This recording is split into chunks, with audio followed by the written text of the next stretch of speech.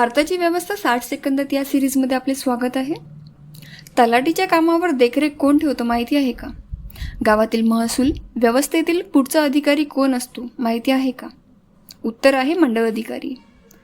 Circle officer हा महसूल विभागातील महत्त्वाचा अधिकारी असतो.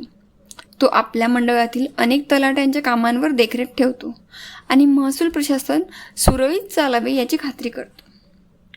मंडळ अधिकाऱ्याबद्दल 10 महत्त्वाच्या गोष्टी. मंडळ अधिकारी हा महसूल विभागातील अधिकारी असतो.